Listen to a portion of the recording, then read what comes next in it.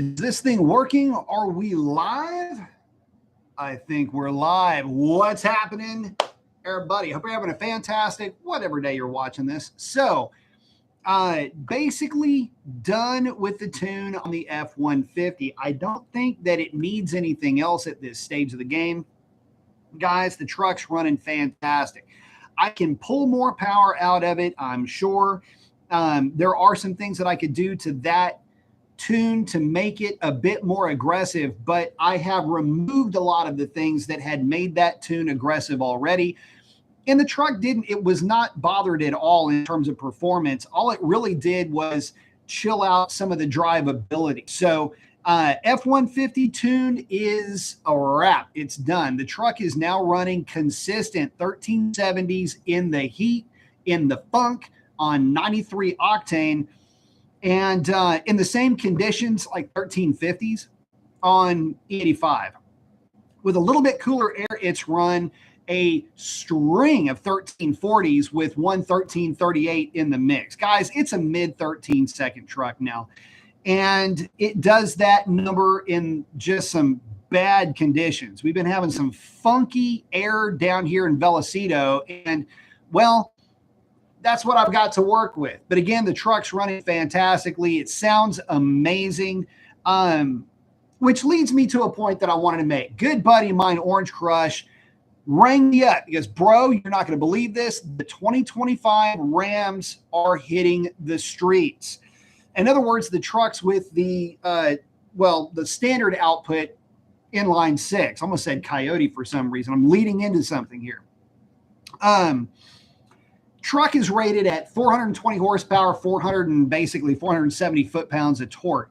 He got a chance to drive one, a 355 gear inline six 4x4 truck, basically the truck that I would have bought. And it's interesting. You know, he's telling me about this truck and how it ran. He goes, man, there's power everywhere. And I got to thinking about that. I thought, you know, I need to find one of those. I need to find that truck, a 355 geared 4x4 standard output. If it's got sport mode, put that sucker in sport mode and get Whitey on the case. Because I have a feeling that because of the weight difference between the two trucks, Whitey may have that truck covered. In fact, I go so far as to say that at least it'll have it covered in mile an hour, keeping in mind, even running a 1370, that truck still tried to cover 103 miles per hour. So the cool thing, I guess, in general is that, well, the new Rams are hitting the scene. But would you buy one? I'm still really skittish about that truck, or that engine, I should say. And the techs that I've talked to are giving me the treatment. So we'll see. We'll see how it does. I want to line the two trucks up. I'm going to try to sneak over there once they start to get a little bit more liberal with handing the keys out to those things. Me and my boy are going to have to recreate some of our, well, not want to call it rivalry, but we're going to have to line them up, and we're just going to see who winds up at the end or who winds up in front of who at, well, when we just decide to lift. Here's the thing, though. You can't tune the Hurricanes, at least not yet. The operating system hasn't been cracked, and, well, try as they might, they're just not done with it, or at least they're not finished deciphering that OS. I think they've been trying to do that with the Grand Wagoneer for a while. Either way, I can tell you that the HO Grand Wagoneer that I drove hauled arse. And so I got to tell you, the 5.0 is going to have its hand. I'm not saying this is just a walk in the park. That's not the case at all. However, 5.0 right now is running damn good. So anyway, there you go. The truck's now a mid 13 second truck. It well into over 100 miles an hour. 101, 102 would be a slow mile an hour, and realistically, it tries to cover 103 miles an hour. It's damn near covered 104 at one point. So can the Ram do that? Is the power that it's carrying and the gearing that it's available to it going to be enough to overcome the weight that it's got? Can that 8-speed cover the 10-speed, though? There's a lot to play here. It's going to be a hell of a good race. 6-cylinder turbo, twin turbo versus 5-liter V8 stomping, honking American grunt.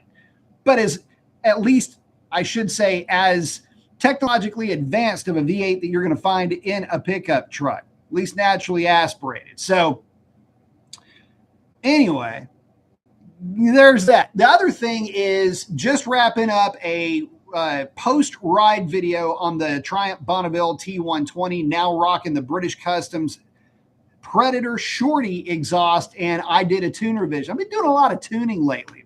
You haven't picked up on that. And if you're not into bikes, go ahead and go get a sandwich at this point. But here's the thing, or your favorite beverage. But here's the deal. Triumph Bonneville T120, now rocking that bit of kit, is a proper hot rod. And I don't want to give it away too much. The video's already been done. I'll be releasing that tomorrow. It'll be a companion video to that, kind of a sort of install video and soundbite video that I did earlier today, that I dropped earlier today, I should say. Guys, above 4,000 RPM, it's like the thing catches a second wind. It pulls just like it did before, up to 4,000 RPM with all that torque. It just keeps pulling on the big end all the way to 7,000 RPM. So before, it would nose over at about, say, 5,500, 5,700 RPM. It's like the bike's got another at least 1,000 RPM. And I'll even argue that at 1,500 RPM spread it's worth talking. Well, it's true. I mean, it picked up about 1,500 RPM. And with all of that came a much broader spread of power up top, where the bike would kind of start to wheeze a little bit on the highway at, say, 80 miles an hour. 75 to 80 miles an hour was comfortable, but you could tell that anything above, say, 85, really even 90, the bike was not really happy at those speeds. Now it wants to cruise at a minimum speed of 90. So did I put it on a dyno? No, I didn't. But I don't ride the motorcycle on a dyno anyway. A lot of times the dyno will give you a false understanding of what's really going on anyway. So street tuning this thing. And I can tell you that up top, the bike absolutely marches. One fun thing that I used to like to do with the Bonneville was just to roll it up to 100 miles an hour, because you feel like you're getting away with something on a motorcycle like that, where they're not really supposed to be going that fast. Back in the day, I mean, it is an old school geometry, old school bike. Back in the day, 100 miles an hour was the number that you would try to get to. And then it evolved into the number that you tried to average going from cafe to cafe. Tough to do. You had to have something that would go at least 110 to 120 miles an hour. And that was on some sketchy stuff. But those were super bikes back then. And that is what the Bonneville is. It is the super bike of its era. I just get a chance to enjoy it today. Guys, that bike will cover 110 like it's nothing now. It just literally will march to that number. And I've got to be careful with the Bonneville too, because rolling into the throttle now with the exhaust and with the tune revision, it will march right past 110, 112, 114, 115. And I'm going, damn, and I'm not tucked. I'm just riding a motorcycle, having fun. There it is right there. I love that bike. It's the logo, right? But now I love it even more. And it's really cool to have like an old school rocker cafe style hot rod. And that's really what I wanted. And that's what I've got. So I got to tell you, I could not be happier. I am over the flipping moon when it comes to that motorcycle. So, anyway, there's some of the motorcycle stuff. You'll see the other video drop probably tomorrow morning. If you get a chance, check out that install video. Again, it's got some sound clips. I did the stock pea shooter exhaust. I did open exhaust, and then you can hear it with that new Predator exhaust installed. So with that, that's your opener, my friends. Let me say what's up to everybody. Ryan McKenzie's first in. Got the cadence down, got the flex with the ball guy in the shade. Skids is in too. Sam, what's up? Have you had a chance to get your hands on a Hurricane? Sort of. I was able to drive one of the Grand Wagoneers with the HO. Legit. Makes a lot of power, guys. But here's my beef. You can't get a Ram 1500 pick 'em up truck with the high output. I mean, you can get a truck with the high output, of course, but you've got to pay $79,000 to get it. What? So to me, that's some bullshit. I can't, that engine needs to be available to the masses. And until it is, I'm not going to take it seriously. He's saying, yo, how's it going? It's going good, bro. Dan saying, what's up, Professor B? What's up, Dan? David is in. Ryan is saying, hey, Skiz, man, this wind lately has been bad. Dude, it was bad on the bike today. So I was riding like the Matrix coming over one of the big bridges. I've got the thing over. I'm on the throttle. I was getting tossed. It was pretty fun. One thing I love about the Bonneville is I ride the Bonneville like I ride a sport bike. And so, I mean, rolling chicanes, man. And if I'm in a corner, if I'm on an on-ramp or an off-ramp and it's a long sweeper, I'm dusting around fools on that thing. And it's funny because nobody expects something that's, looks like it's 70 years old to be going around you like that. I think I might be the only person one of the few people with a Bonneville with 1/4-inch chicken strips on the tires.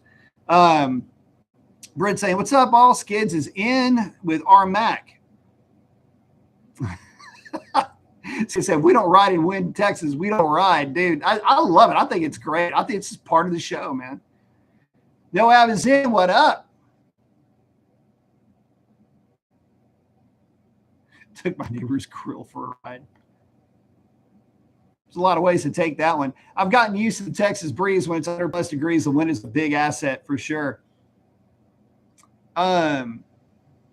X is asking, when will you record your thoughts on the Ram RHO? I'll be looking into that probably in the next couple of weeks. Isn't tuning kind of your thing? Kind of is, yeah. It's good saying, can't wait to get the tune for the Street Bob. Street Bob would be a fun one to tune. I would love to see the factory tune for one of those bikes. I haven't seen one. Skid saying, went to the Good Guys Car Show today at Texas Motor Speedway. There were some amazing, unique rides out there. Very cool. Dan's asking, am I a 22 Challenger 5.7 8-speed? I know it recommends 89 octane, but the manual recommends 91 plus. Just wonder if there is any real difference aside from MDS. Well, yeah, there is.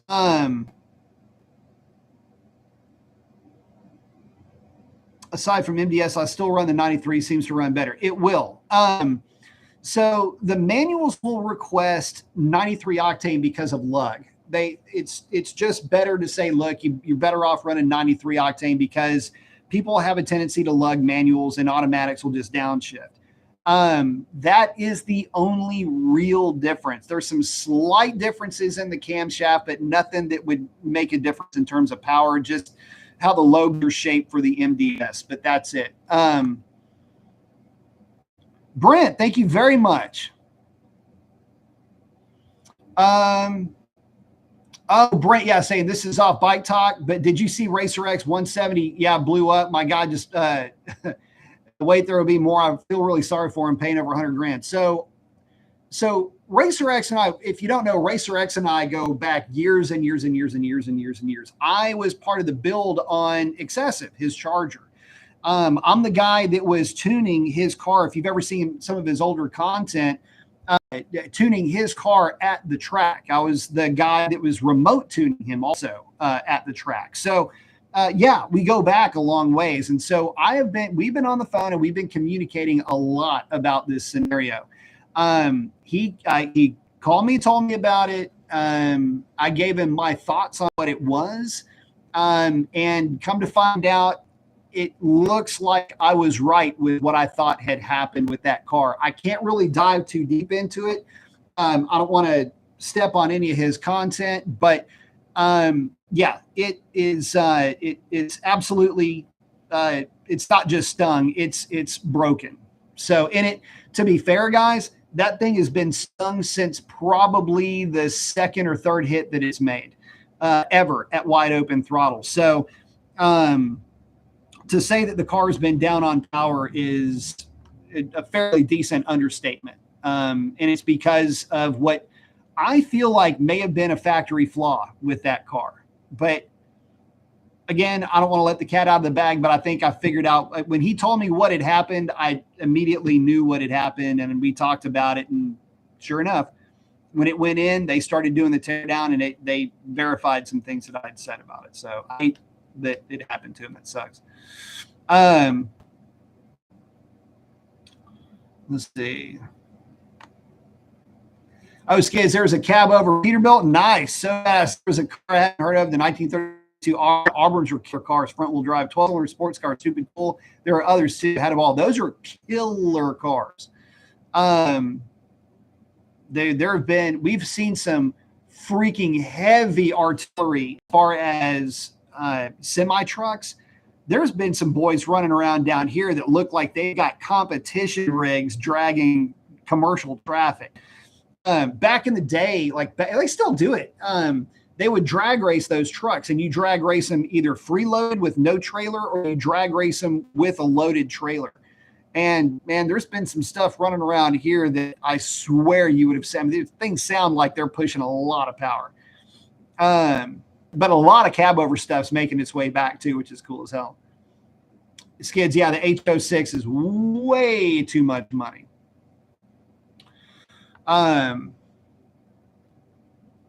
Carl said, oh, he's owned his Ducati Street Fighter V4S. Very cool bike for about 3 years now. And the power premium quality still makes me smile every time I dismount. Full throttle is frankly frightening.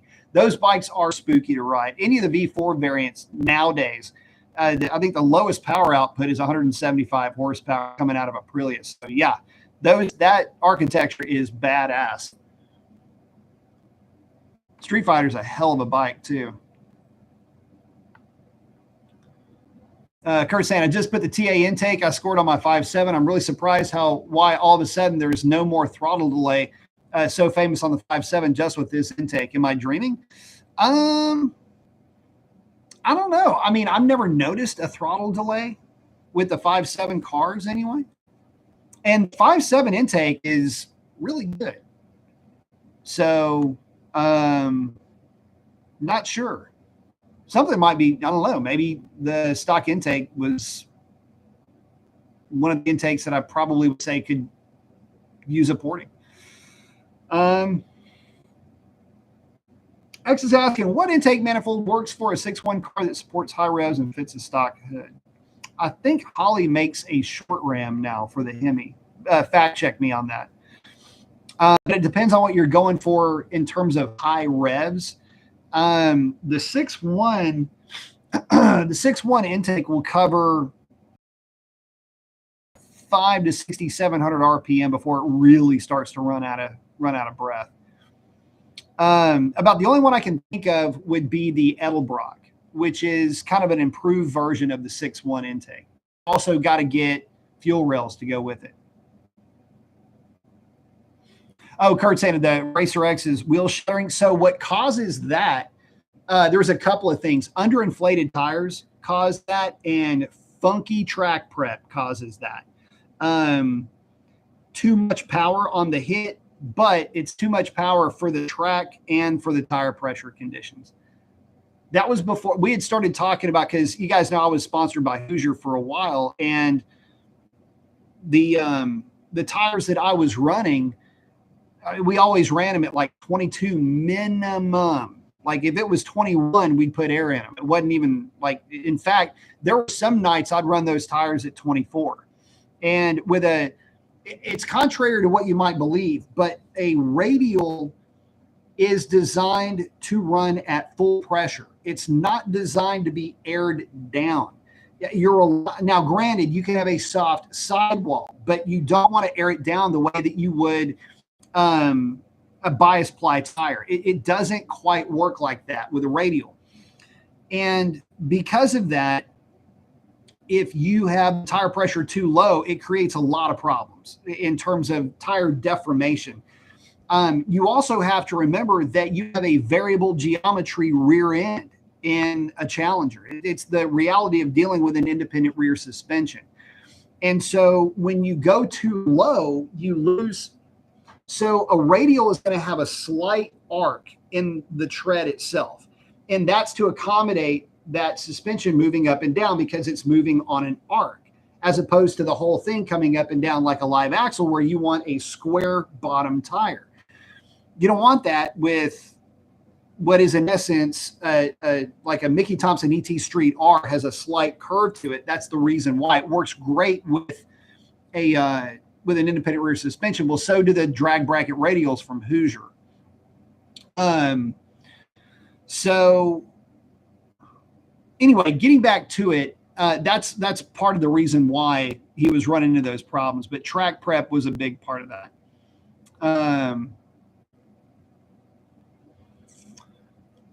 Ryan's asking, Whipple Gen 3 or Centrifugal Supercharger for 2011 Challenger 392 manual just to cover fun, not a number. Oh, the whip, dude, every time.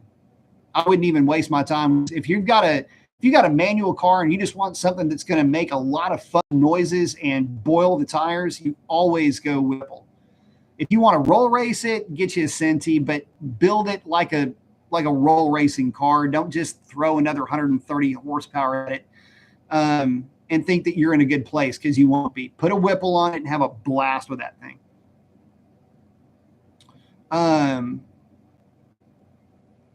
Skid's hanging out with Kurt.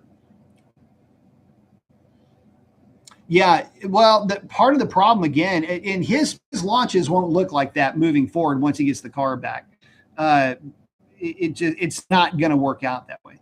Brent asking, think there will be more 170s in the same boat? No, I don't. Well, I say no, probably not. I really want to say it's a one-off thing.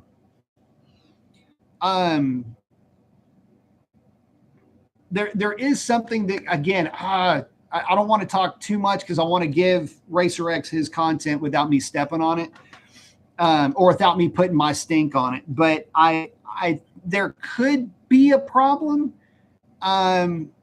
But I don't think that there will be.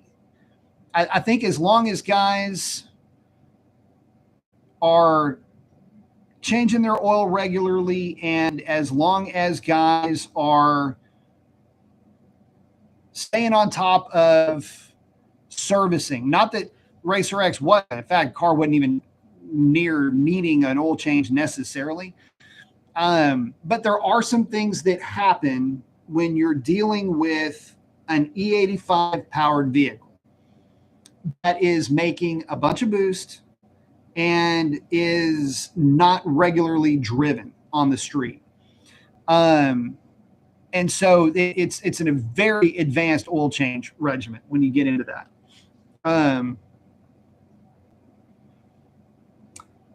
But thank you again, Brent. I appreciate that, brother.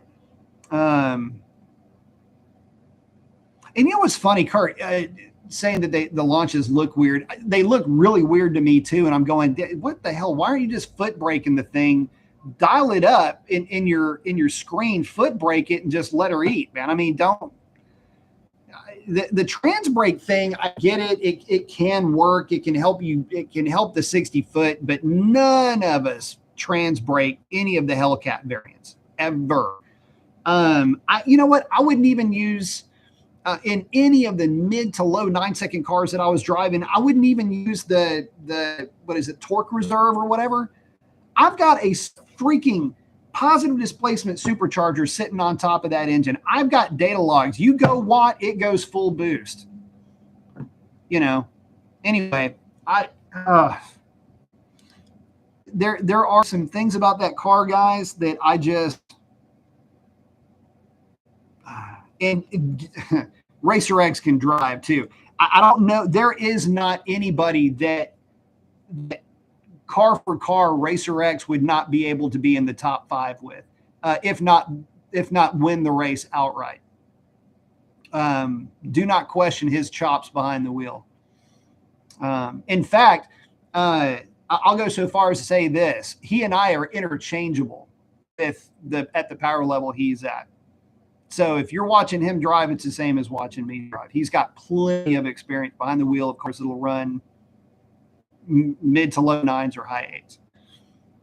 This kid's saying also sat in a Grenadier, whatever that is, Lincos. It's a sick-looking SUV with the new Supra BMW i6. Very nice. Sweet little SUV. Looks like a competitor for the Toyota Land Cruiser. You need to check that out. Number 9 is in. What's up, man? Skins beat you to the Kings, bro. Actually, no, it wasn't. It was Ryan. Gotcha. Nice. Good to see you, brother. So I'm saying, how about that lawsuit that's landing on the false pretense of Demon 170 doing 215? If you go to Dodge Garage, the Scream at 215 video and related is marked private.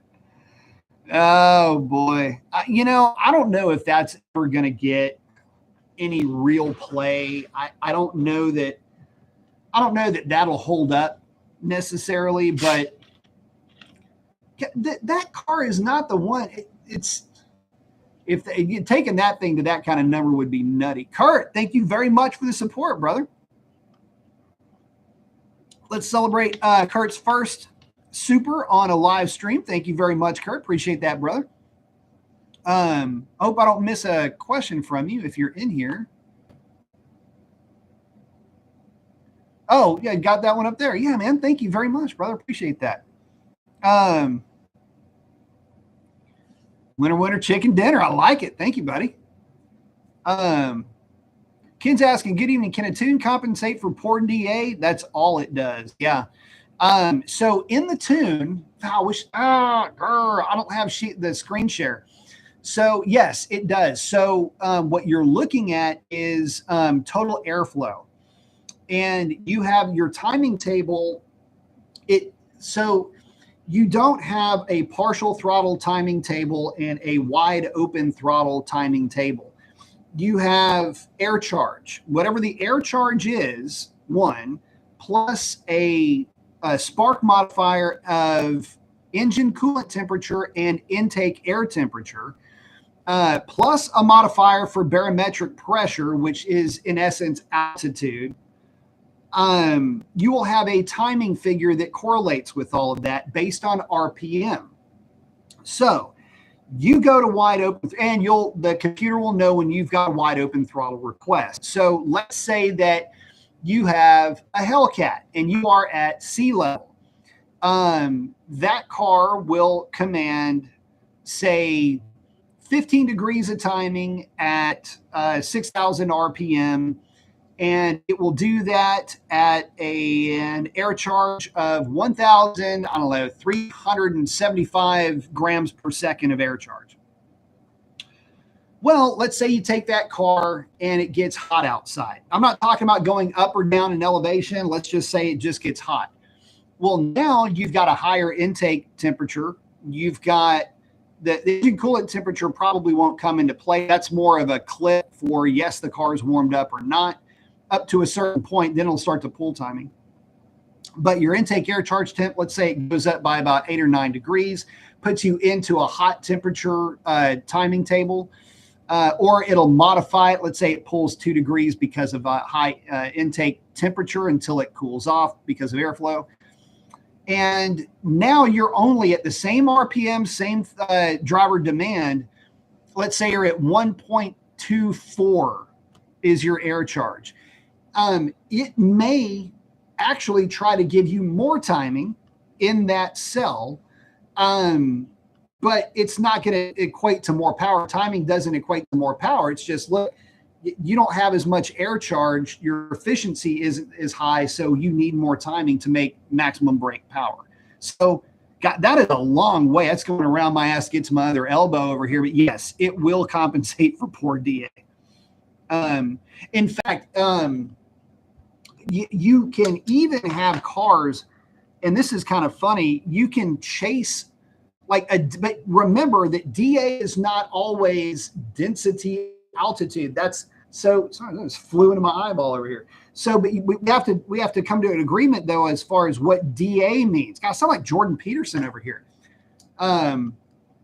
We've got to understand what anyway. So the density altitude. So let's say you're at 0 DA, flat DA. Well, that can mean different things. I mean, it means what it means when it comes to air temperature and elevation. But along with that, what's never included with that are air grains. And the more humid the air is, the less available oxygen that there is within a certain cube of air. It could be a cubic foot, cubic meter, cubic mile. It doesn't matter. Your available oxygen goes down as humidity goes up because the water vapor displaces air. The air mass is heavier. So you will read a heavier air mass if you're a mass air car, or if your speed density, you will have you will read a lower oxygen content because you have, even though it's the same density altitude, if one density altitude is more humid than the other, then yes, you'll run into that. So we would have an issue where the car would say, "Guy, your load or your air charge is 1.35, but it was a cold day, but it was really humid." Then you would have air charges on a much less humid day at the same temperature, and you would have a lower air charge, and which would get a little bit more timing. So it can actually pick up a little bit of power there too. So there's a lot that goes into it. But again, to answer the question, yes. Oh man.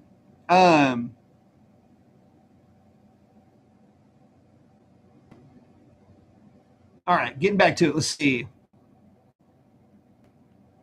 Oh, Skid's hanging out with Sovereign Honda Trail. Those are fun. Oh, Sovereign used to have one.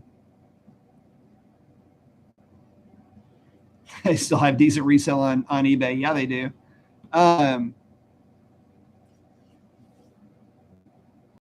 Let's see. Sovereign hanging out with Skids.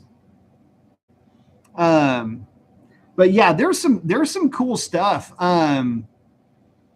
67 Pontiac inline six. So the first inline had cam inline six that I saw was at a car show at some small town that my wife and I were at. And it was really cool to see them still running that. Oh, today, what the hell got into my eyeballs?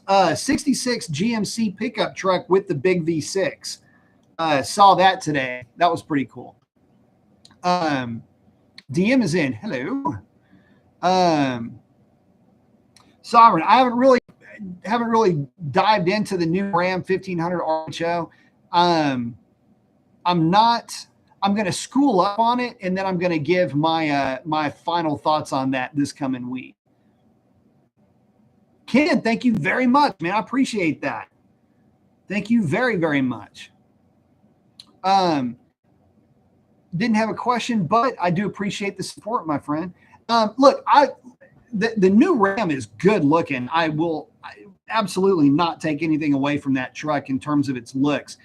I am going to be coming out with a video as to it's going to be like a 3,500 mile review on the F-150. I'm also going to be talking about why I am really on the fence about this Hurricane inline six, and why I'm on the fence when it comes to Dodge in general. So I'll give you guys kind of a sneak peek on that. The Coyote is the last of the V8s, realistically. I mean, who talks about the 5.3? Nobody does, right? Not from a performance standpoint. So when we start talking about what it feels like to drive a vehicle, what it sounds like, you've got Ford on one hand and you've got Dodge on the other. And it's really weird because Ford represents a weird masculine, and the Dodge or the Ram represents a weird feminine energy. It's the way that they go about power. It's the way that they go about the ride. It's the way that they go about just how they get down the road. And especially with the new six, you get all of this power. You get the some of the best parts of Dodge are that it will bore you to tears with information, where the Ford just says, look, everything looks cool, keep driving it.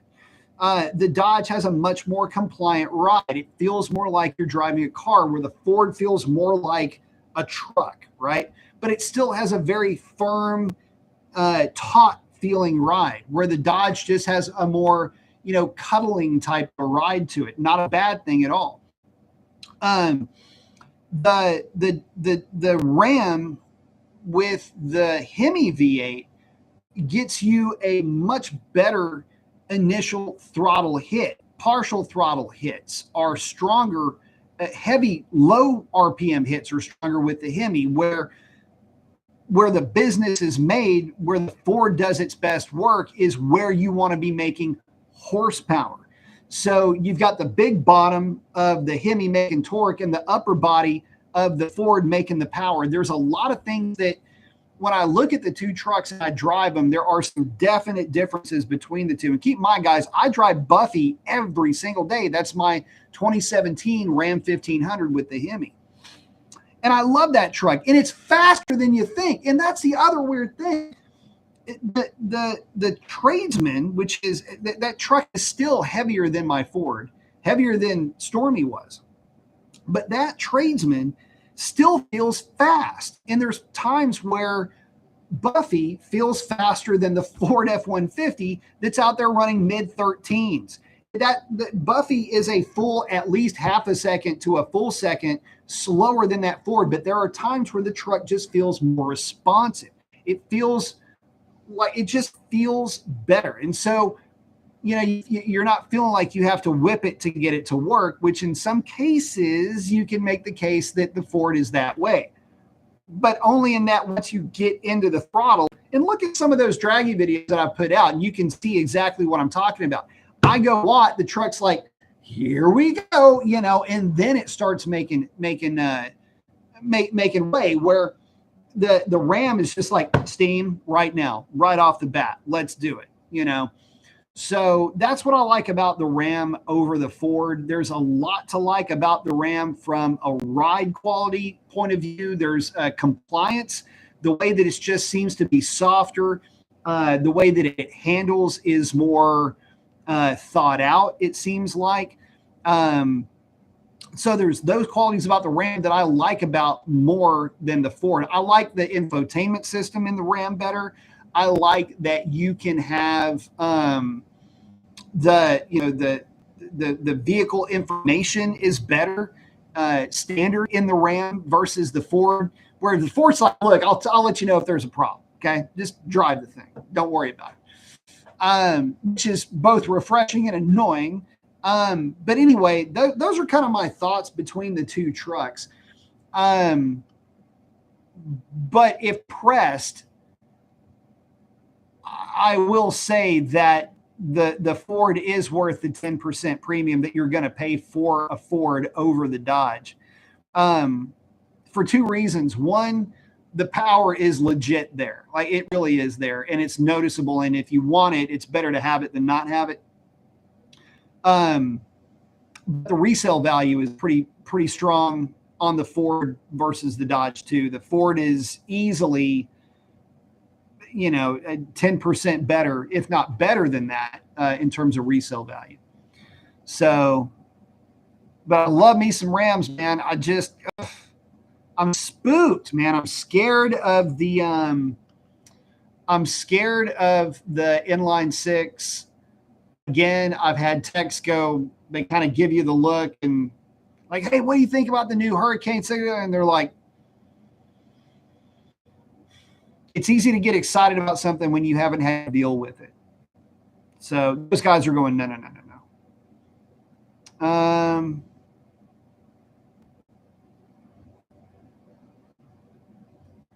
Let's see.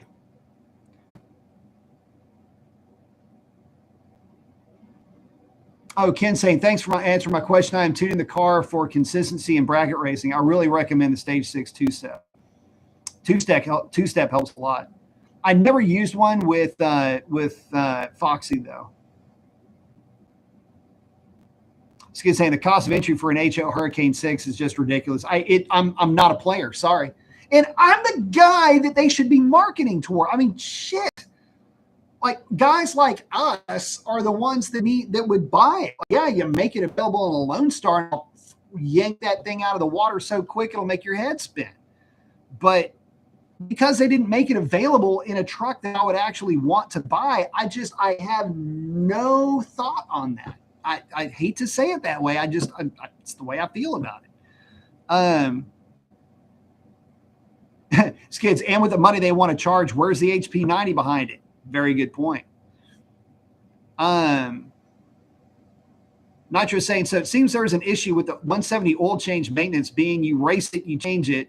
Do you believe a possible lower tension repackage could be the cause of oil breakdown? No, it's not. So let me just in general go over the protocol for 85, especially in a boosted application and especially in a race car application. So there are some specific shoes that have to drop for this to be a problem. And unfortunately, the Demon 170, it's like they're dropping left and right. So let me walk you through it. It's got the same ring pack that the Red Eye has. It's got the same ring pack that any of the Hellcat Red Eye variants would have. That means OG, Demon, all of them, because it has the same pistons. So with an E85, the problem is the molecular weight of ethanol is much less than a hydrocarbon. All that fancy talk means that, and you have to use 30% more of it to make the power that you're looking to make. That's the energy density loss that you have to suffer going from corn to, or gasoline to corn. But what you get is the cooling effect on the combustion chamber, plus you get the oxygenating effect of the ethanol. So those both help to make power. And it's boosted. So you're cramming the air in either way. So the net effect of running on corn, believe it or not, is that your boost number will go up a little bit.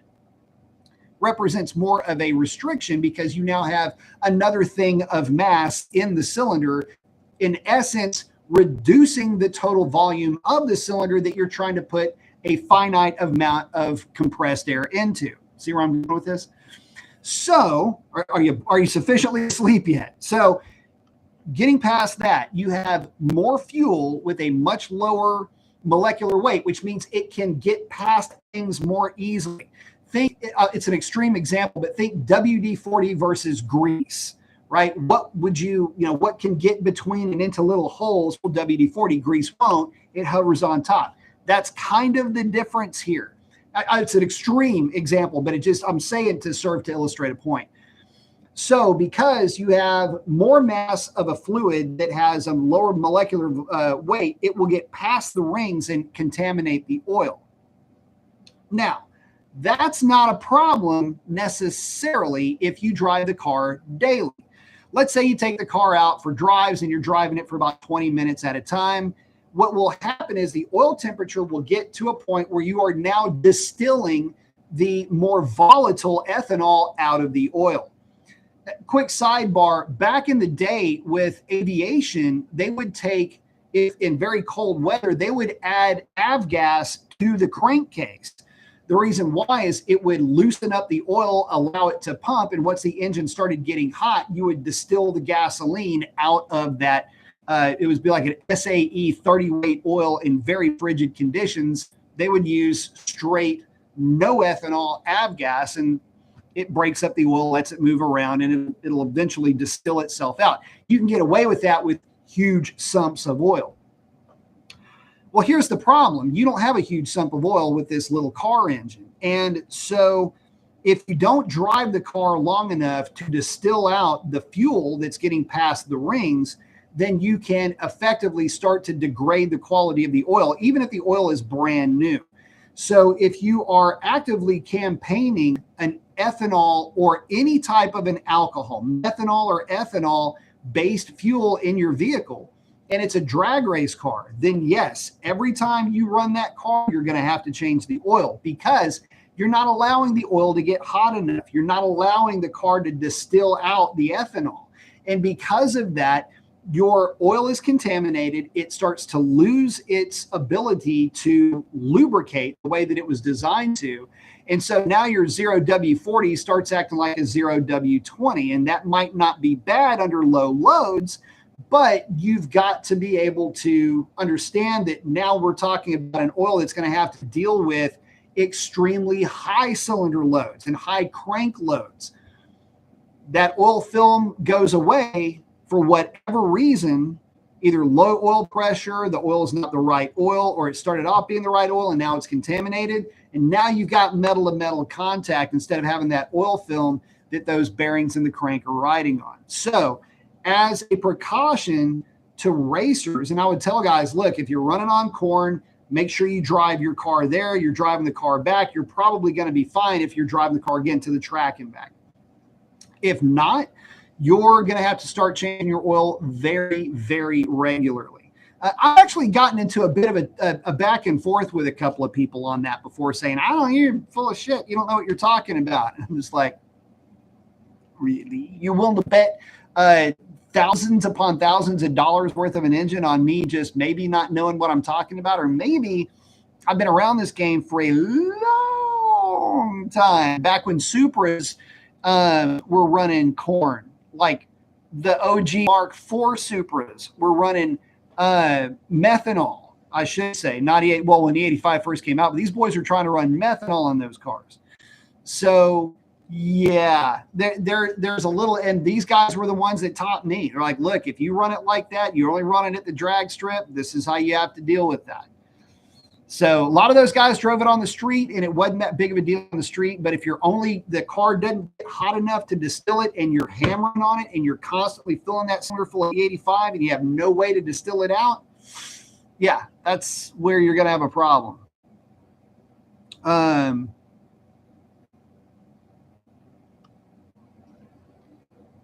Let's see.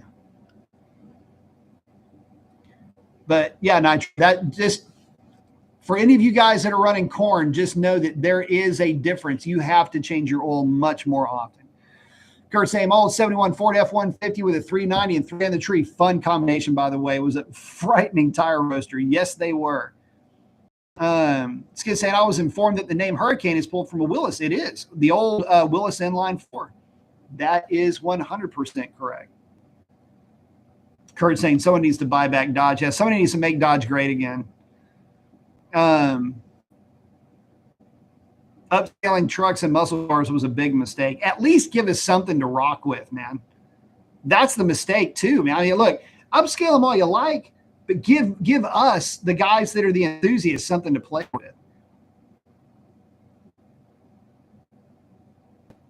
Oh, DM's, I've been watching some of Gale Banks' videos. He's improving rent. Gale Banks has been in business for a long time. That guy with his so the Cummins have got, oh, I forget what it is, the screw of death or whatever it is. Anyway, he's got a fix for that works really well. It's good saying, yeah, can Stellantis call up Elon and give him a deal? Possibly revive Plymouth, just a thought. That'd be amazing. That'd be kind of neat. Kurt, Plymouth Resurrection with a new Phantasm flick. Getting our hopes way up for sure. Yeah, totally. Ken's asking, do you think that turbocharged vehicles may have longevity issues in hotter climates? No, I don't think so. I mean, cooling issues are easily engineered away. You got to remember that, commercial trucks have been turboed for forever. Industrial equipment is all turbo diesels. So, no, not at all. Matter of fact, they may have less issues because not all cases, but in many cases, vehicles with turbos are engineered a little bit over-engineered with cooling systems to try to keep them cool. Some of them, though, yeah, you could. The issue that you run into with any boosted combination is when in the heat, is managing intake charge temperatures. That's where you're going to have all of your problems. And managing oil temperatures too. Duke's asking, thoughts on the 6.4 manifold on a 5.7 car? Worth it on anything other than bone stock motor? So Noav, I know, has run. I don't know that there's I wouldn't. Golly, man, if there is, I probably haven't found it. The 5.7 intake, for those of you guys that may not realize this, the 5.7 intake functionally is basically a plastic 6.1 intake. It's really decent at making power. And so will it matter? Here's the thing. The 5.7 has got a very tight lobe separation angle from the factory for a factory camshaft. And I just don't know that. I know there's anecdotal stuff about the 6.4 manifold working great on 5.7 cars, and I know how it works with the trucks. It should just have the same camshaft. It should just be a lateral thing, but the stock manifold works really well. Personally, I probably wouldn't spend the money on one, if I'm being totally honest with you.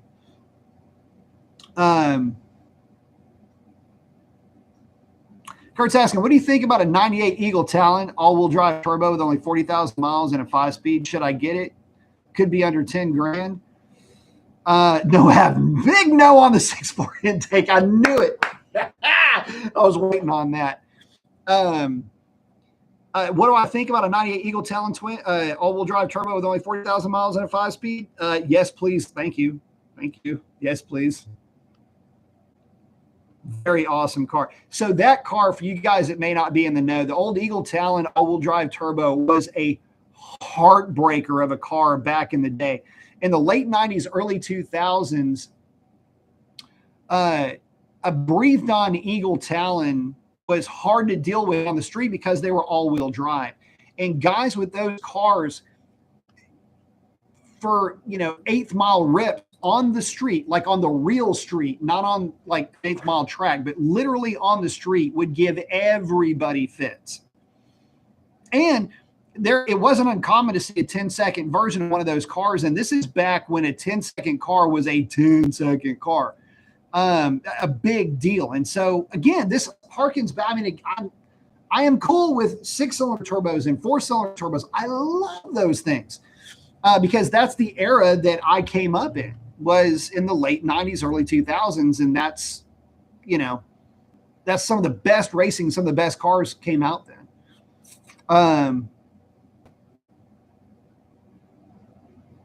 Skid saying, oh, I get it. It's the twin of my sister's 97 Eclipse GSX twin turbo. We heard some feelings of Fox bodies back in the day.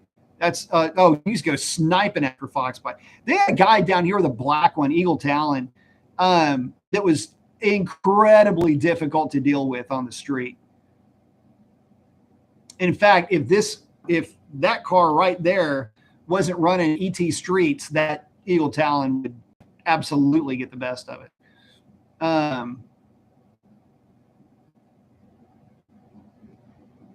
Duke saying, I saw a video of somebody swapping a 6.4 intake on a 5.7 that was already cammed in a game, no power at all. I'm not surprised. Kurt saying it only needs a boomerang spoiler painted. I'll probably pick it up. Oh, and a new diff. Have it rebuilt, but yeah.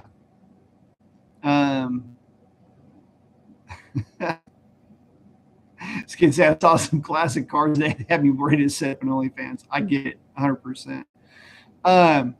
But yeah, guys, that's why for me, I was hoping against hope that the new Charger would have been called the Talon, because it would have made sense. It would have been cool. It would have had a home, and that's more to the point. If Dodge could get their marketing right, guys like me would start to take them seriously. But right now, I'm having way too much fun with the V8 stuff that I'm playing with the truck, and I've got no reason to go to Dodge for something. Because look, here's the thing, guys, and this is, again, you can talk about the all-wheel drive, right? The all-wheel drive platform is always going to be the nastiest on the street. I'm doing that with my truck right now. That's how much I can tell you that, yes, the new car is going to be that badass on the street. So I'm looking forward to it, but it's the marketing. It's the look of the thing, too. Listen, a perfect example of this, and I gotta cut you guys loose. Okay, we got to do a short show tonight, but guys, seriously, the reason why I'm having so much fun with my truck is because it is 4-wheel drive, but it looks like a truck and it does truck stuff. The new car looks like, And I haven't seen one in person, and I haven't seen the way that it looks in person yet. So I don't want to prejudge just based off the image that I've already seen.